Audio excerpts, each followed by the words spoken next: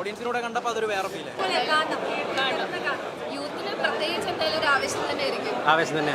പ്രേമന് പോലെ അതിലൊരു ഹിറ്റായി യൂത്തിന് കൂടുതൽ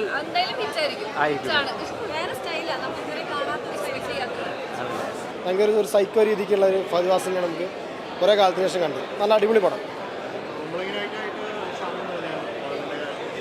അതാണ് ലാസ്റ്റ് ഷെമ്മി രീതിക്ക് ഒരു ക്ലൈമാക്സിലൊരു 10-15 മിനിറ്റ് കിടന്ന് കളിക്കുന്നുണ്ട്. അത് പക്ക ഷെമ്മി തന്നെയാണ്, അത് പറയാതിരിക്കാൻ പറ്റില്ല. അതാണ് ഇപ്പോൾ ഫഹദ് എല്ലാ പടത്തിലും അങ്ങനത്തെ ഒരു മാനറിസം എന്തായാലും ഉണ്ടാവും. കാരണം അത് എല്ലാവർക്കും ഇഷ്ടപ്പെടുന്നുണ്ട് ആ മാനറിസം. അതാണ് ഏറ്റവും വലിയ ഹൈലൈറ്റ് ഫഹദ്.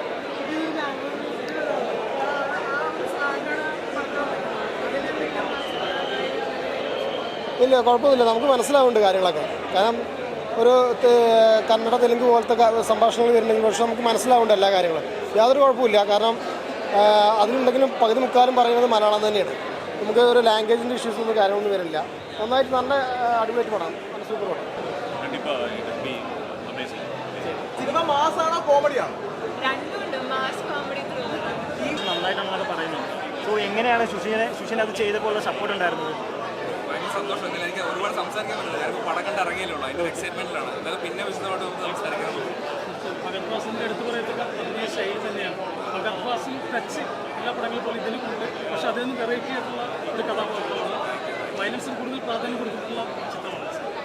അത്രയ്ക്ക് വയലൻസ് ഉണ്ടോ? അത്യാവശ്യം ഫണ്ണാണ്. ഫണ്ണ് കുറച്ച് മാസം തിയേറ്ററിൽ കണ്ടു നോക്കുക എന്താണെന്നുള്ളത് കണ്ടു തന്നെ അറിയുക. അതാണിപ്പോൾ ഞാനതിനെക്കുറിച്ച് പടം ഇങ്ങനെയാണ് അങ്ങനെയാണെന്ന് പറഞ്ഞിട്ട് കാര്യമില്ല. ആളുകളാണ് തീരുമാനിക്കേണ്ടത്. എല്ലാവരും തിയേറ്ററിൽ തന്നെ ഒന്ന് കാണുക. റെസ്പോൺസ് തിയേറ്ററിൽ കിട്ടുന്ന റെസ്പോൺസ് ഭയങ്കര സന്തോഷമുണ്ട്. ഈ പടം ഡയറക്റ്റ് ചെയ്യാനായിട്ടുള്ള ആ സമയത്ത് ഫഹദ് ഫാസിൽ എന്ന നടൻ തന്നെയായിരുന്നു സാറിൻ്റെ മനസ്സിൽ കഥ വായിച്ചപ്പോൾ? അതെ, തീർച്ചയായും.